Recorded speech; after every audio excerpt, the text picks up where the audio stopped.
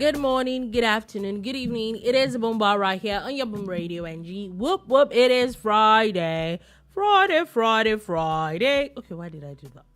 Anyway, my name is Alaafin and Abuja. Welcome to the bar today. If you're just joining us for the very first time, and if not, if it's your another time here again, welcome. So sit back, relax, and enjoy. So we're going to be talking about quite a number of things today. A lot of human angle stories we're going to be talking about. A few of my thoughts, a few of things that you think that, okay, maybe I should talk about, but it's Friday. I'm going to talk about it regardless, whatever anybody likes to see. I don't know if I might be dragged for some of these things. Well, if you're dragging, doesn't hurt the soul. Anyway, we're going to be talking about quite a number of things. Like I said, Akpabio and Natasha matter. Looks like we're going to be seeing less of them, or let's be honest, less of Senator Natasha in the press right now, according to the court. A lot of interesting things coming from the courts today. A lot of people going to court for different things, which maybe I need a bit of clarity on. Also, looks like the US is getting some retaliatory tariffs on its own as well. But there are quite a number of things.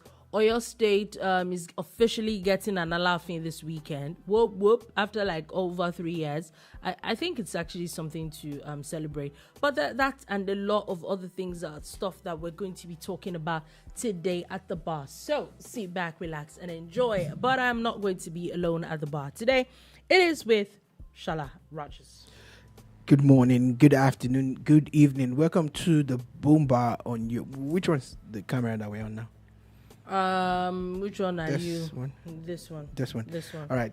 The reason why I'm asking is that I want to say a big shout out to everybody out there on Facebook, on Boom Bedu, and Facebook, Boom Radio NG's Facebook page. You guys are amazing. Oh yeah. Amazing. Amazing. Just keep doing it, and share the video, leave a comment. Thank you. God bless you. God guide you. God keep you. Okay, so we're going straight into today's gist. First things first, just wanted to put this out there.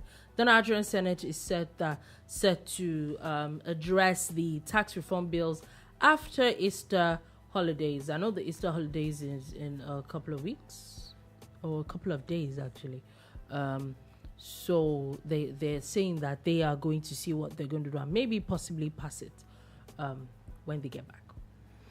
I'm really not enthused about that thing, because it's funny how we let we wasted too much time. Yeah, I agree. We let other things that are not very relevant, take over this matter.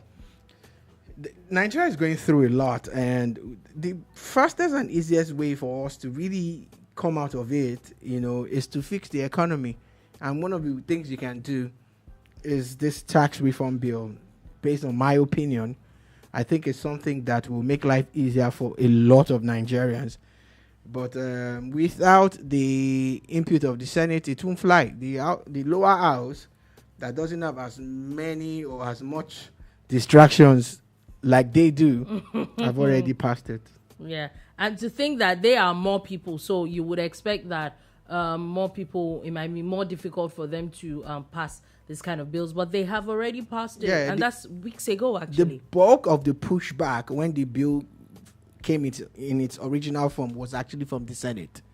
It was from the House of Reps actually, and the Senate. I remember there wasn't so much from the Senate as much as the House of Reps. I clearly remember a video of some senators who were shouting and saying this is wrong, and that you're trying to just pass the bill without this and that, and their input and all of that.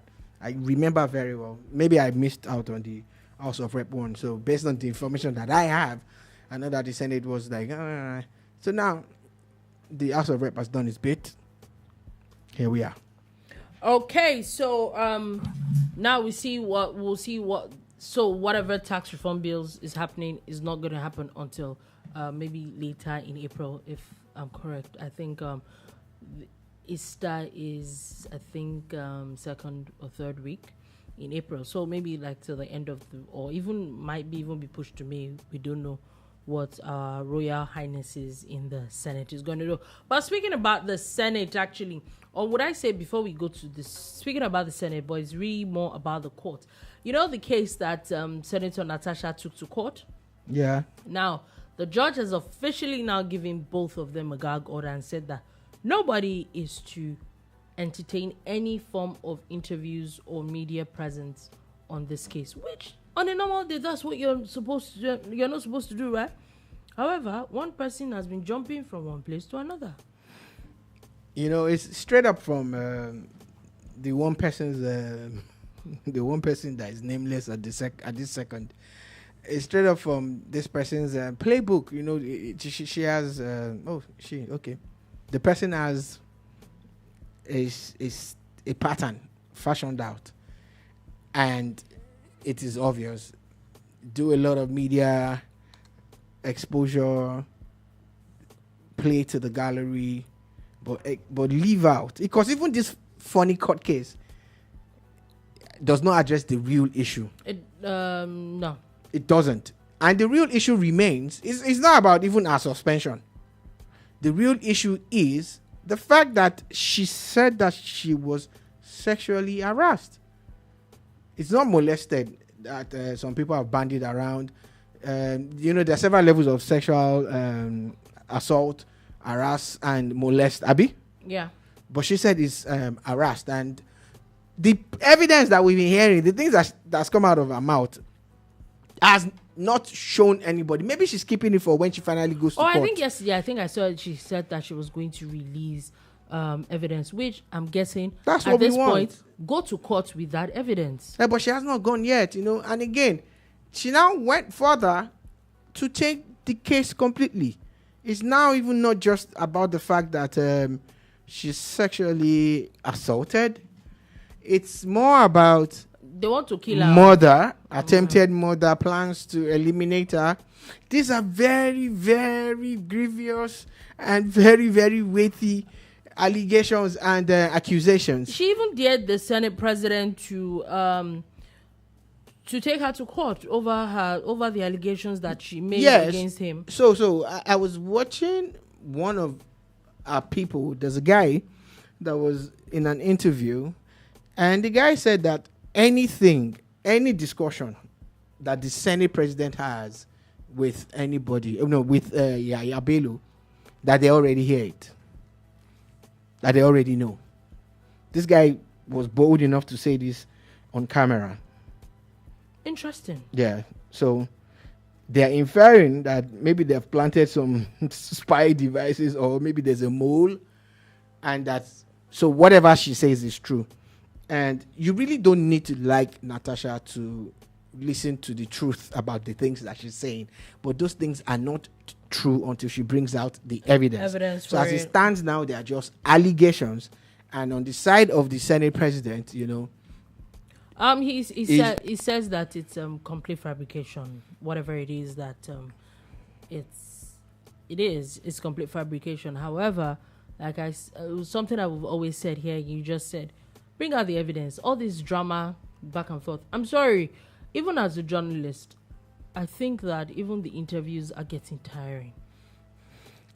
I remember there's no new information that you are bringing out. So what am I interviewing you for? When there was protests about fuel subsidy removal, and there was now a probe into the major oil players, and the House of Assembly went in on this one. But somewhere along the line, somebody decided to use not this cap, to use a cap to end their political career.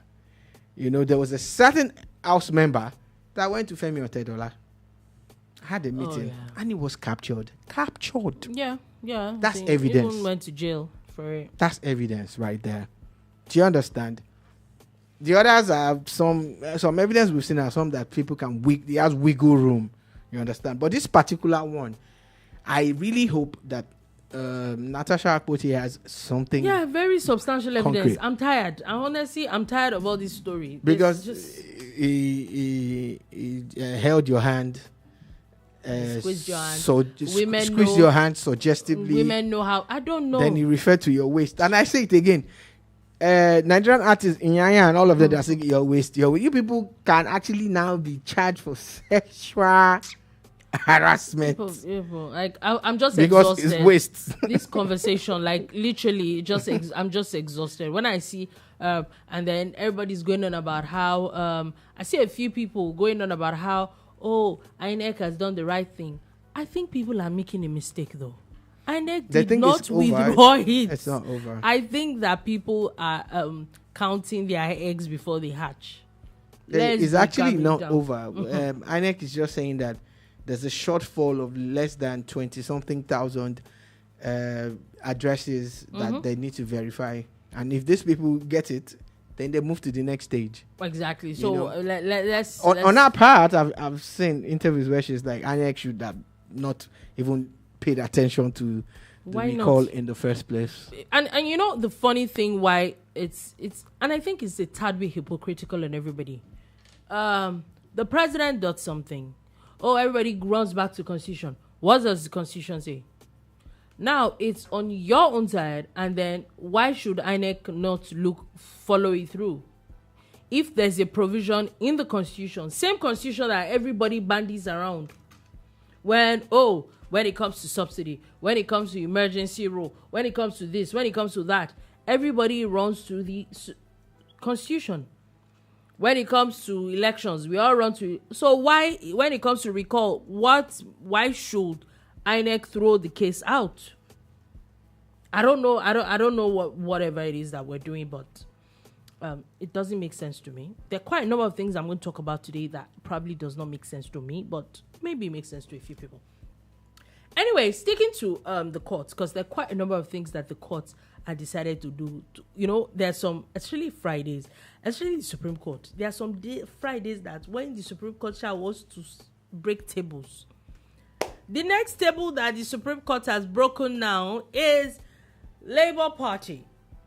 And it has officially declared that Julius Abure is not the Labour Party national chairman. And I did a bit of reading of the judgment, and let me do a bit of breakdown. So according to the Supreme Court, they're saying that everything that has to do with the leadership of a party rests solely on the party. And this is where maybe a few of my questions will arise from. They said that it rests solely on the party, one. Two, Julius Abure as a person, according to the party's constitution, his tenure had ended. Two. And then that was what brought about the coming up of a caretaker committee.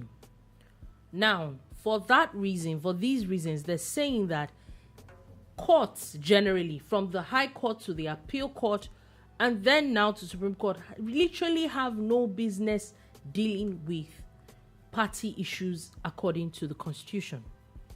So, why I have a few questions is, number one, if the Supreme Court states categorically according to Constitution, why in the world did the High Court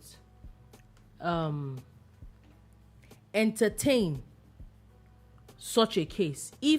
Because according to Supreme Court is saying that other than following the Constitution in the party, what they're saying is that the courts have no business to sack or install a party chairman or anything.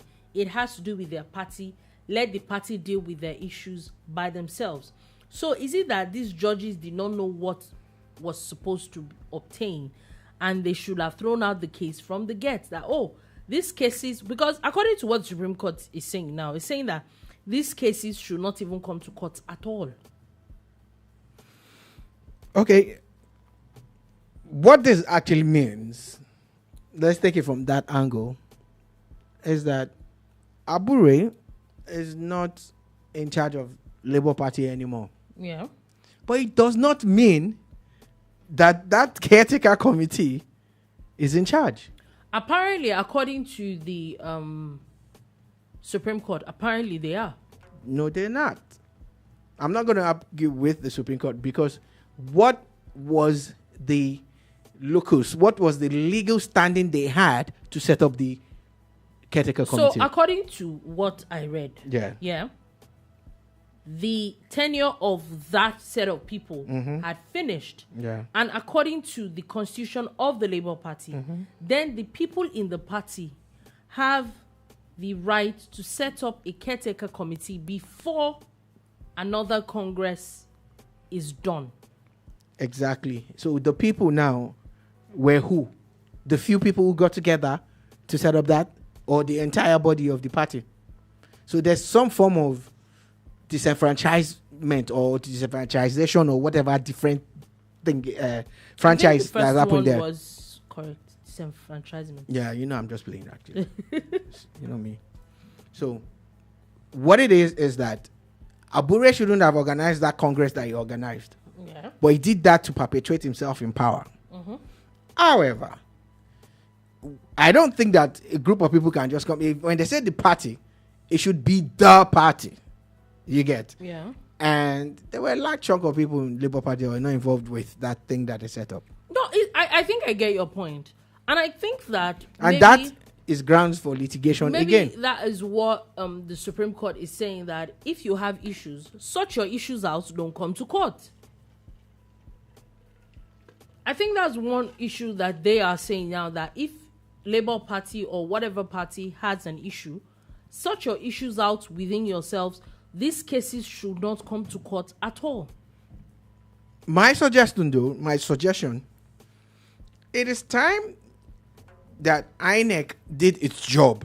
Yes, I agree. And Your I think this is job- the problem with INEC. It's Your INEC job that is causing it. beyond organizing elections alone. You're supposed to supervise all these other intra-party actions because it will make us avoid all these issues. But it seems that INEC is not up to the challenge. I think that INEC just goes to their primaries or whatever it is that they do, congresses, and just sits down and look.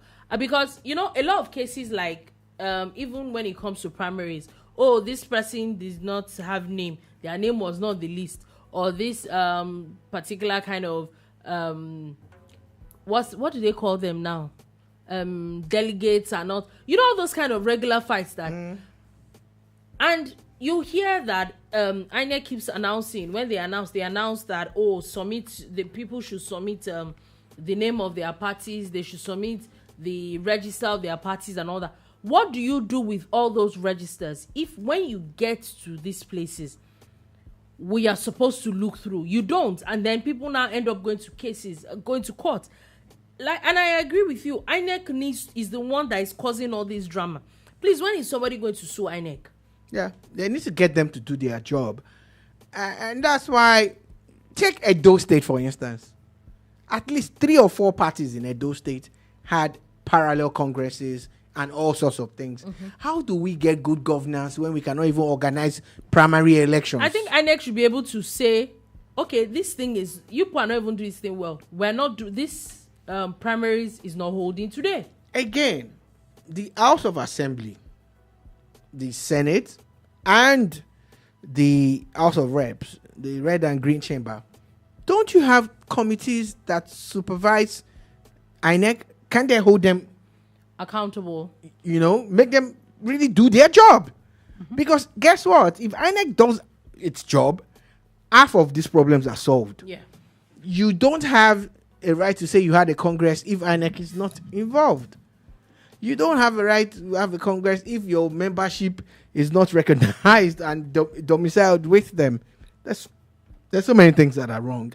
And my fear is that going into 2027, if these problems are not solved, we will take another 2.5, 3 years to go to court and do all this wala. And again, 4 years is up. And then this is how, and then we talk about, the courts being overwhelmed and all that. Some of these cases have no business going to court. But speaking about that, we still need a special tribunal, like a special court where we know that all electoral matters come and end there. But you know that electoral matters should start from after there was an election. All these intra-party nonsense shouldn't get to court. Yeah, but that's why the court recognizes pre-election issues too. But if we follow if we follow what Supreme Court said today, there really should not be pre-election matters. They shouldn't, but they are. Shouldn't be. But they are, because INEC is not doing its job. Because people can wake up now. You guys, what it means is that we could claim to be members of a certain party and register, and just get a large chunk of people together and go and organize something and say that's what it is because we don't like the person that we're dealing with. Anyway, I think that it's official now. Julius Abure is not. At least he can't be carrying himself about as the Labour Party chairman anymore. It's official. After Supreme Court, you go to God. You know, the funny thing is, it was himself and another person who said he was the rightful leader of the party. Abure outlasted and outlived that person. You know, Akpata, what was that other Baba's name again? What was the Baba's name? God knows where he's safe. The man with the grey beard. Yeah, I think Apapa. Something like that. So we don't know what's up with him. Apparently, they aligned at some point. Yeah, they did. So anyway, again, we need Labour Party to put their house in order. Nigeria needs strong opposition going into 2027. You know, let's have well-structured parties that would reflect the views of Nigerians across board. Okay. To a large extent. Now let's go on to Rivers State, and in my books, another reason why people should not go to court, or what first things first, a court has stopped the Pro-Wike rally in Bayelsa State. So apparently some people went to court to say that the rally that was supposed to invite the FCT minister to Bayelsa should not hold. I thought that there was something that the governor had spoken about that. Anyway, Coco is that the court has now said that it's sort of like an interim injunction until the matter is sorted in court, that there should not be, that rally should not hold. Now, the first thing in my head is, why would you go to court for that reason? Like, not like in the grand scheme of things, is Wike coming to Bayelsa that important that you have to stop him? 1, 2. And I'm asking questions, this is me being curious.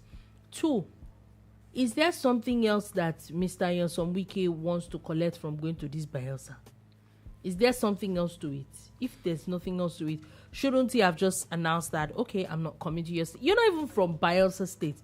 Why are you, what's the issue? Like, I don't understand. Okay. Now, the organizers of this Pro-Wike rally, that we like to call it, on their flyer, excuse me, it's a Tinubu and Wike rally. They say that they want to have these rallies across Nigeria.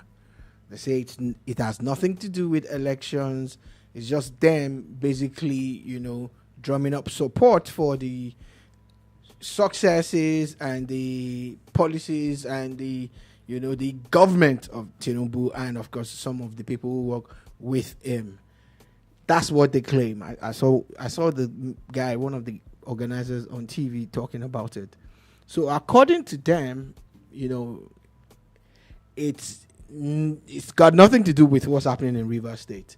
And the fact that they say they are going to other parts of Nigeria to organize the same rally speaks to that. And that's what they say.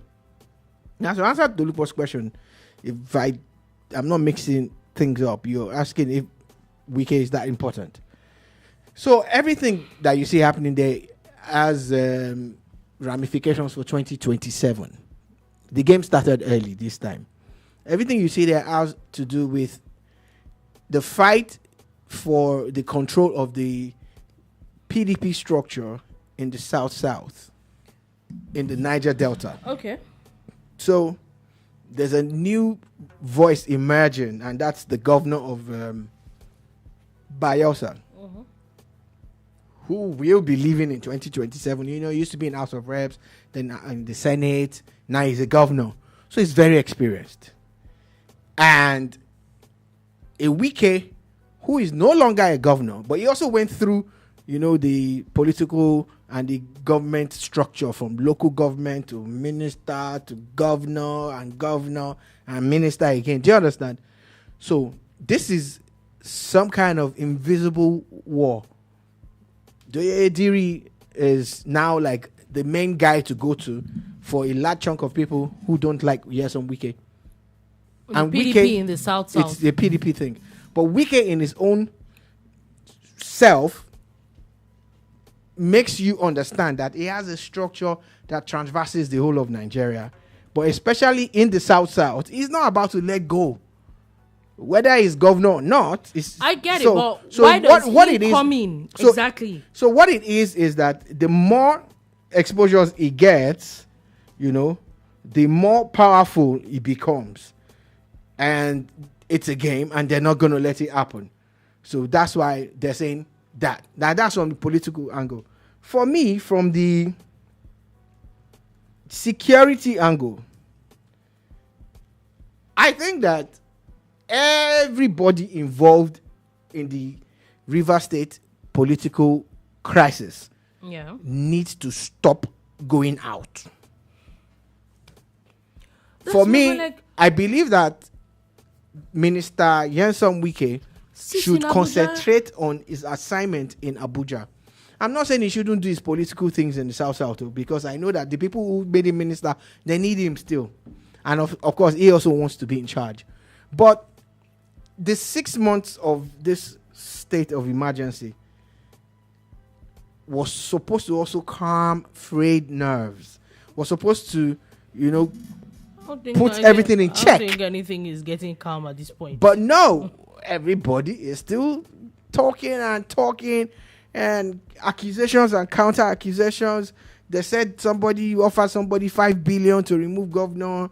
Governor said some people were wasting time here. It's all, and you see, if we don't tone it down, 6 months is a very short time. The crisis in Rivers State will not end. Mm-hmm. Yeah, I agree. If Rivers State is not peaceful, Nigeria cannot be peaceful. Take that to the bank. Take it to the bank.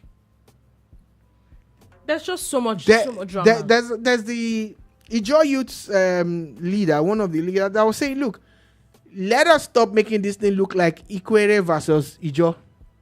I've been telling you, I'll be saying it here, that it's looking like a tribal war. Now, the Ikweres are predominantly in a certain part of Rivers, but the Ijaws cut across the entire Niger Delta. Mm-hmm. We don't want that. Do you understand?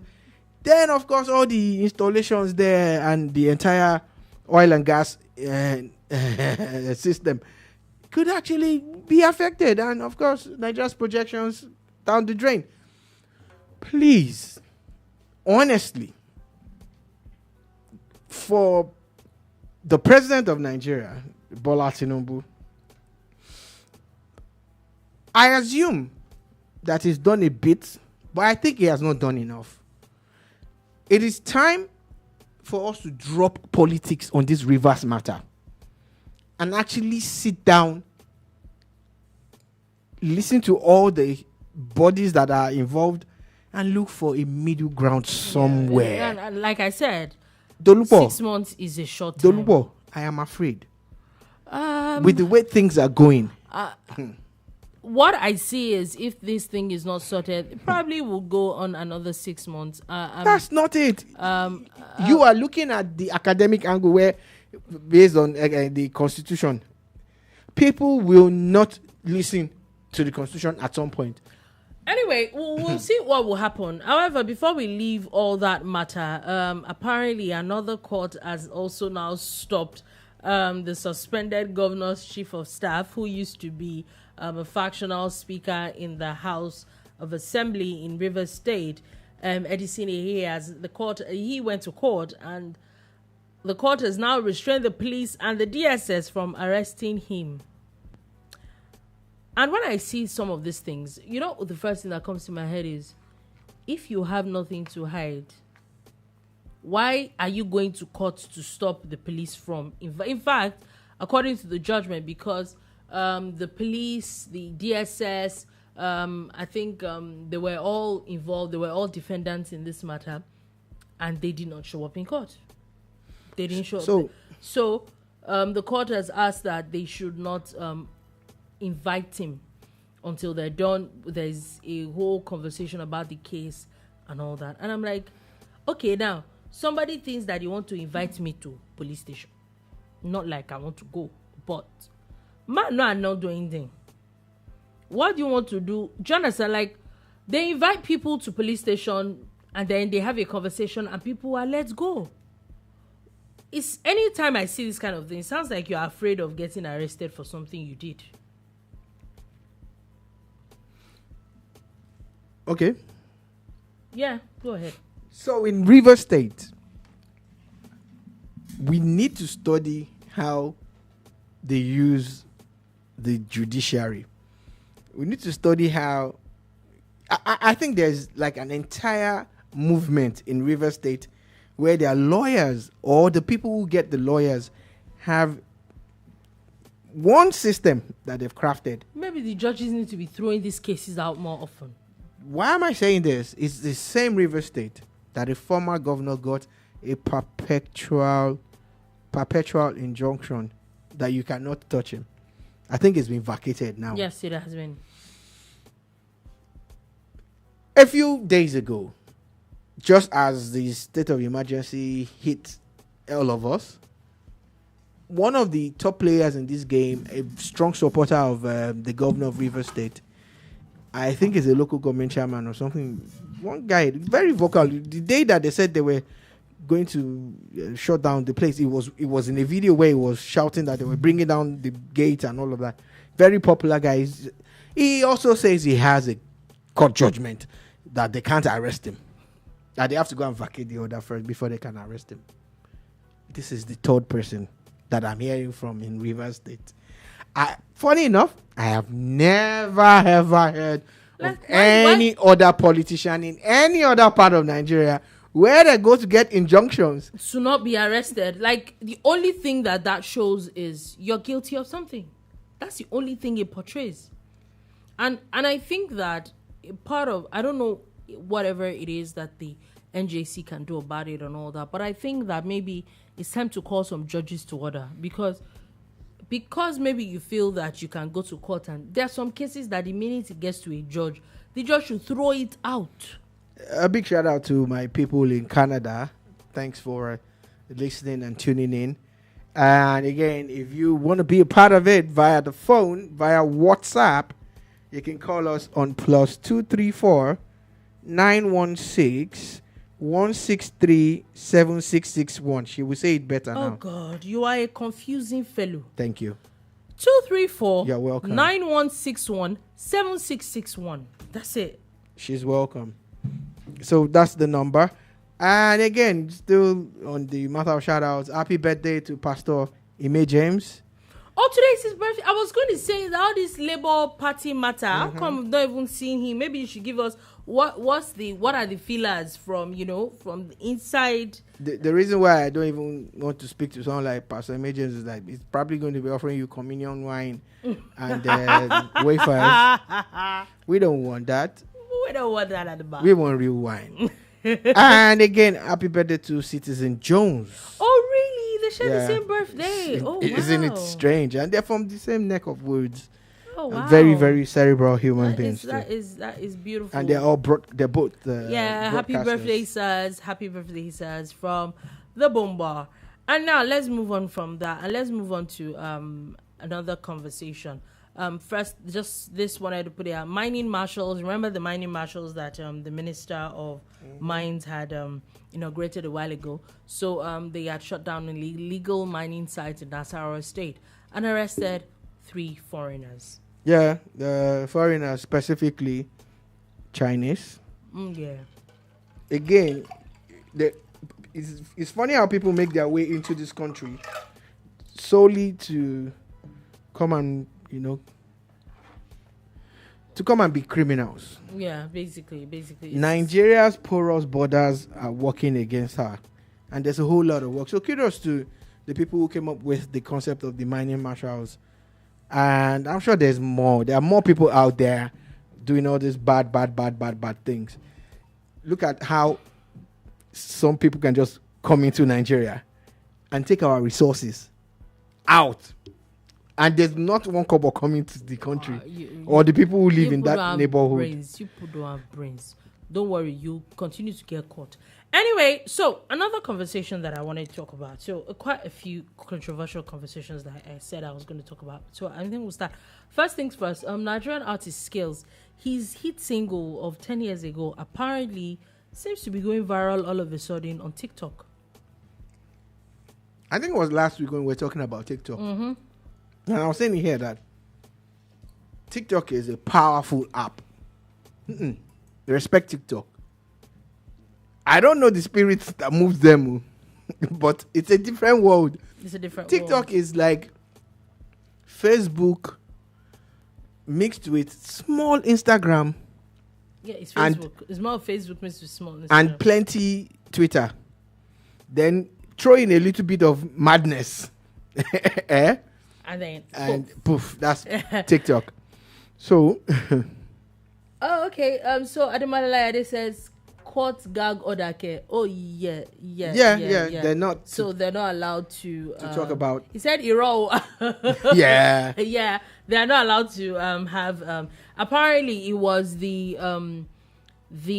lawyer to Akpabio that actually brought it up that there's a case before court, and then so why Auntie is jumping from one place to another, and now you bring case called court. Mm-hmm. So it's been stopped. Anyway, now move on. Shout out to Damola Layode. Yep, shout out.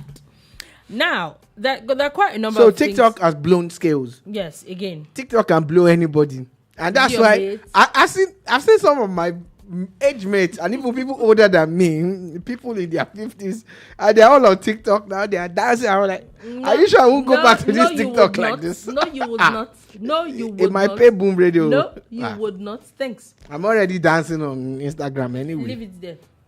I'm going to TikTok. I'm going back.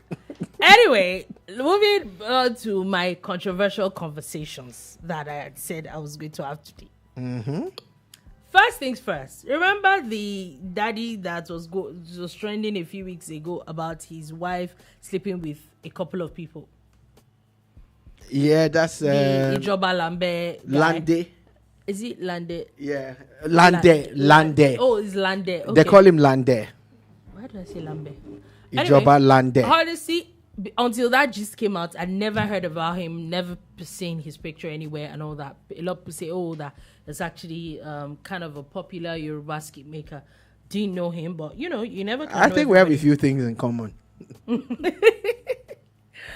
Anyway, he has now come out with another very controversial conversation saying that it is Funke Akindele saying that Funke Akindele at a point had invited him for a production where he spent 1 month at Amen Estate. I'm guessing that's where her studios are and all that.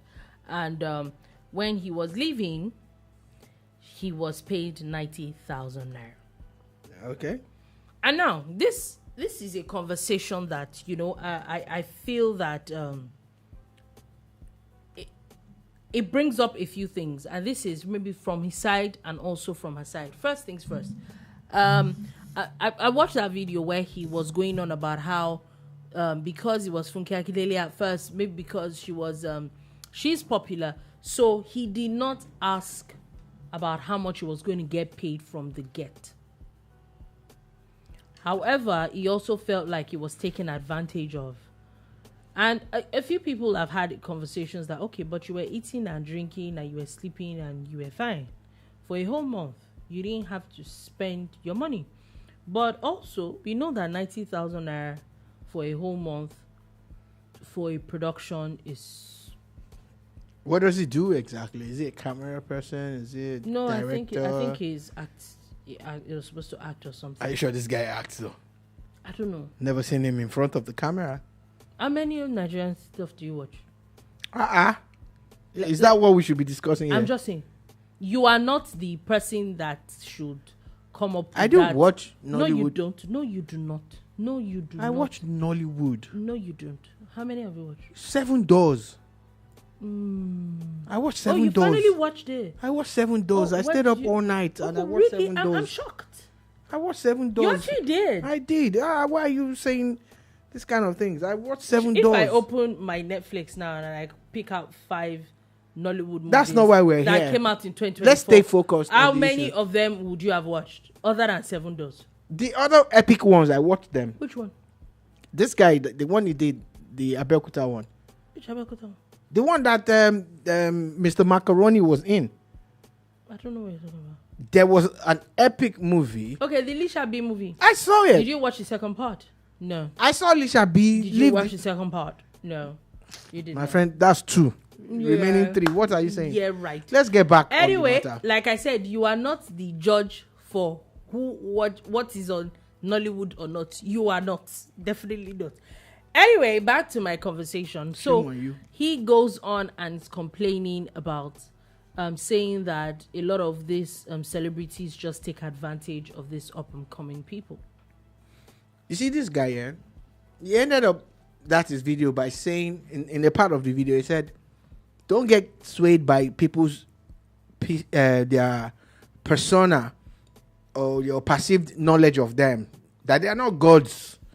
That negotiate and get your money." He learned the hard way. Mm-hmm. Sadly, people are just making it look like he's attacking Funke Akindele. He's not. But he had to cite an example just to make a point. And I think he was making a very valid point. Maybe he also had been living his life like that. Yeah, I think I agree with you. There are a few of us that have done this same mistake. You get what you negotiate, not what you deserve. Yeah.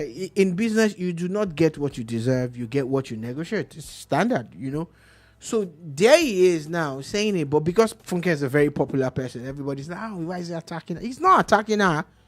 He's not attacking her. The truth is there was no negotiation. And so in that way, you can also not blame her. You can't, but again, for me, I always ask people, so what exactly is it going to be?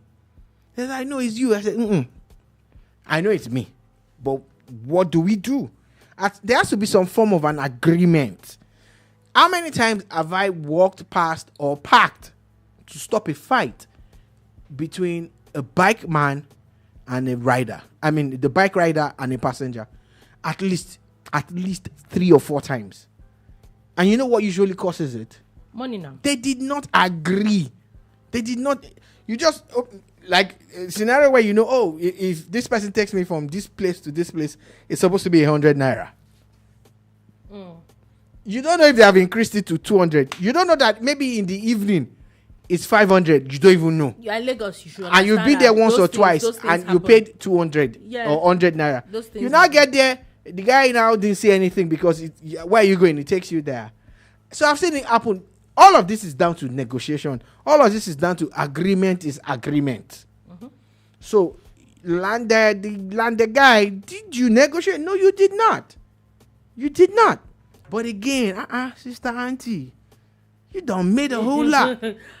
So 90K. 90K. Even if you gave him food 3 times a day, let's calculate the value of the food you gave him 3 times a day. It's not meant to pay for accommodation because that's why you move them to camp anyway. But if you put a value to all of that, and you told him that, look, if I do all of this, I'm paying you 90K. But if I don't, I'm paying you 500K. Mm-hmm. I can guarantee you the guy will say I will come from my house. Yeah. Do you get? And he will do his job. So please, as employers, either casual or whatever, let's be clear on certain things. No man is an island. Nobody is perfect. And nobody only pass. But I don't think, especially with the kind of money sister is making, sister, make your people happy so that they can actually do more for you. Okay, so another very controversial conversation that I also wanted to talk about. And this is a video that's been going on for a couple of days. It's gotten a lot of people very emotional on Twitter. It's about a man that posted a video with his pregnant wife. Apparently, his pregnant wife died after they couldn't come up with 500,000 naira deposit for a private hospital for her to have a cesarean section. And the hospital did not treat her and she died. And I see a lot of people going on about the hospital and going on and, saying a lot of things about what the hospital did was bad. But I wanted to point out some things. Be maybe a little off point to most people. Number one is that that pregnancy is not an overnight thing. At least, even if you did not know at first, at least you have at least 7 months. That's if, okay, you didn't quickly know that you were pregnant. You have at least 6 to 7 months to get prepared for pregnancy, for the delivery of the baby. Number 2, that's why we have things like antenatal. It's antenatal. So antenatal is basically to treat the child and the mother to know if they're avoid complications when they're giving birth. Yes. So that's not the name of the nurse. What? She's not antenatal. Moving on, like I was saying. Oh wow. So I didn't know. On only very rare occasions are there complications I'm trying when people to really give birth. get you to tone down. That's why I'm doing everything. You're not going to do that. It's not going to work. And then you do all that, and then of course she comes up with she's supposed to, and then you realize that you're supposed to pay 500,000. We're in Lagos State, where not that they said, I saw it last week, where a friend of mine gave birth, and cesarean section in Lagos Island Maternity Hospital, which I would say for myself, not a bad hospital at all. In fact, I would say, I remember the first time I entered last week, and I said, this is probably the first hospital that does not smell like a hospital. I don't know, maybe their kitchen was close to the door. It has this kitchen. It actually does not smell like a hospital. I'm like, okay. Shout out to Lagos Island Maternity. I will not on that matter. So I'm like, that hospital gave birth to a lot of people. So it is, and I think cesarean section was about 40-something thousand naira. Very. If it's obvious that you did not have the funds of 500,000 naira, why put yourself under so much pressure? In fact, I think that to give birth in Lagos in some hospitals is even free. Even if it was not free, I'm sure looking for 40-something thousand, or let's even say 100,000 to 500,000 is a lot. The distance is a lot. What are you going to do in a private hospital when, off the cuff of my head, I can think of 4, 5, 6 different Lagos State hospitals that you could go to? But you don't know which area this person lives in. Whatever area it is. What if there are no government hospitals in the area? That's why some of these things is pregnancy. It is not, I have headache, I'm going to the hospital. Maybe she just suddenly went into labor, But you would move yourself to the hospital. The time that you spent... So you went to the nearest hospital. The time you spent at the reception for hours where they did not answer you, those hours could have been saved. Said they were there for hours. Yes, they could have moved them to another hospital that was Lagos State. Basically, what are you really trying to say now? I'm saying that this is a very avoidable death. And this has nothing to do with the hospital they went to. It has something to do with the husband and the wife. Find your way to a government hospital. It's not that difficult. Why would you go somewhere that you cannot afford? It doesn't make sense. Why? It was such a very unnecessary death. Go to somewhere you can afford. No matter how bad it is, even if you can't afford it at that point in time, they would answer you. Anybody that you are owing 40-something thousand, is it not better than owing them 500? Even on you, the stress on you in the first place. Are you kidding? And everybody's going on about the countries. When do we finally get to have sense? Really? A few weeks ago there was a doctor that was putting it on Twitter that the Lagos State reduced cost of giving birth. I think regular vaginal birth is about 20,000. The cesarean section is about 40-something thousand, and how it was supposed to be for the masses, and they're now seeing the proliferation of very rich people come to these said hospitals, spend tiny fraction of that money, literally like rich people clogging up things that regular people are supposed to use. However, you can't stop anybody from going to a government hospital. So what are we doing? Don't, I hear you. I hear you loud and clear. But I'm going to speak to the hospital. Isn't it better to save a life and see how you can get your money? Okay, so I have a question though with what she said. Yeah. Do we realize that hospitals too are businesses? Okay, for someone that could not come up with 500,000 in 7-8 months, how are they sure that in the next 2-3 weeks is going to come up with 500,000? How are you, if they keep doing that every time, how are they going to keep the lights on? Okay. I get that. Again, I'm speaking to the humanity in you. I know that you're set up for a business. I know you are for profit. I get all of that. But you do know that it could be fatal if you don't help. And again, how are you allowing them to stay there for hours? Worst case, you could have done what one terrible hospital did to us in this neighborhood a few years ago when we rushed someone there. I said, go to the nearest government hospital. They didn't take the person from us because the person died before we got there, or maybe he was even dead when we were going, so we didn't know.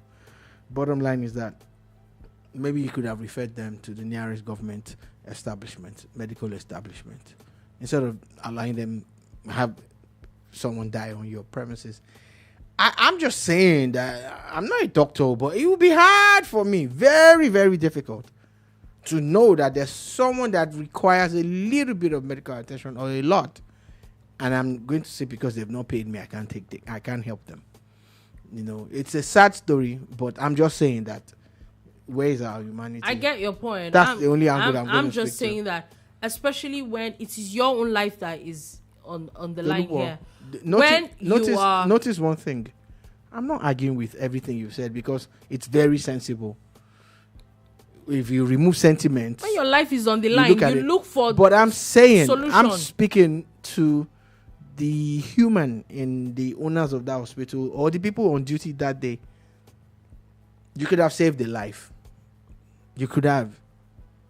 500k is a lot of money, but 500k is nothing also compared to 2 lives that were lost. Or were they able to bring out the child eventually? I don't think so. Do you see? I don't feel for that me, it was such an that's unnecessary thing. Maybe I'm being sentimental, but I would rather save a life and lose money. You have no business than just look for money and allow people die. If you couldn't come up with it, you had no business going. I guess that's why I'll never be in some line of work. Absolutely no business. All right, can we just move on to something else? I'm sure there's plenty. Anyway, moving on from that quickly, Rema is said to have topped the YouTube streams for Nigerian artists in Q1 of 2020. It's interesting, you know.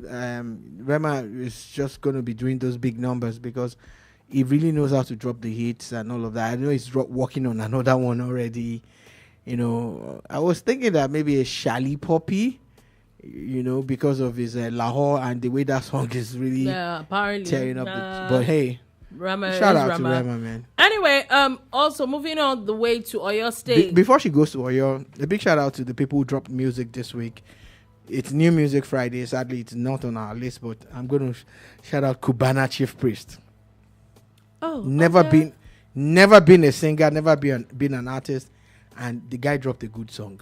Yes, he had I saw it. The guys that sang Ogechi and Ice and all of that on that song, and it's a good song. Like, you know, the other guy that's always making noise, that guy that's been at it for years. This song is better than any song that guy has ever done. Who's the person? The noisemaker guy. Who? It makes one funny sound. The one that has issues with Burna Boy. Oh, yeah, that guy is not an artist. Anyway, Cubana Chief Priest, shout out to you. There are a few other songs that dropped, you know. But I think Mayako actually dropped a song this week as well and all that. Yeah, but I just want to shout out Cuba. I didn't see it coming. Like, he said he was going to drop it, and he did. Funny thing is, you know, when you see a song, and this was born out of his angst with Burna and whatever arguments that they had. So right now, he's also a recording artist. And you know, he's a recording. There are a few of that songs dropped. But once again, shout out to Kubana Chief Priest. Anyway, moving on from that, like I said, Oyo town officially now has, or let's say, the Southwest or Yoruba land officially has an Alaafin of Oyo, and is going to be coronated. Because yes, I know that Alaafin of Oyo is the king in Oyo town, but the stool is a lot more than. Yeah, for people who don't understand, that's Shango. The position he has is actually like a global king also, especially with the fact that the Yoruba in diaspora, I'm talking about Yoruba people in Cuba, the ones in the Caribbean, in America, in Brazil, connect directly with Shango. And they've actually been sending, videos and making them online and greeting him. And trust me, I'm like, whoa. Because they don't play with their own orishas and everything. And Alaafin of Oyo is not just a regular king. Yeah. So it's wonderful that finally there's going to be coronation of the 46th Alaafin of Oyo. They've had a whole lot of events. Yesterday there was a football match. It was there at the stadium with his wife. They were wearing track downs and stuff. I'm like, nice, That's interesting. So I'm happy for the Oyo kingdom and Yoruba at large. Finally, there is an Alaafin. Yeah. And tomorrow everything will be sealed. He already has the government seal. So now he gets the traditional seal. Thing. Yeah. Also, just news this afternoon. A PDP politician, very popular PDP politician in Oyo State, was also passed on. Yekini Adiojo. Very popular way back when, contemporaries with Rashidi Ladoja and the rest of them. Yeah, is I'm sure the man is like not contemporaries, it's probably older than them. I'm sure the man is like 90 or politically. Like, yeah. Contemporaries with them. Anyway, so the man has also passed on.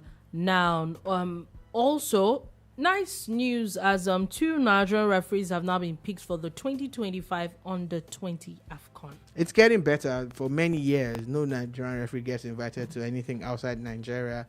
At some point, it was only this Jelili, I forget his name now, that was invited to the beach soccer World Cup and all of that.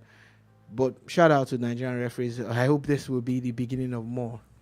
And also, Manchester City, would we call him a legend now? Because he's been there for 10 years. Kevin De Bruyne has now announced that he'll be leaving City after this season. Yeah, usually when you play for this long for one club, you also deserve to have a testimonial, organized for you. Yeah, I think he deserves it. It is part of the golden era of City. Story. There's nothing that they won without him. Yeah. So shout out to De Bruyne.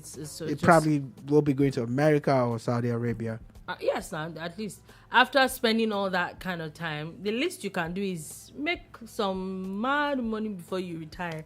I'm interested. Also, the English FA Cup as semi-finals dates have now been announced as well. And then Super Eagles legend Eyama is set to return to Lille after 5 years of retirement. So there's a charity match that's going to be happening there, and he's going to be part of it. Yeah, so they're campaigning against bullying and everything, and all the proceeds from this match will be, channeled towards that.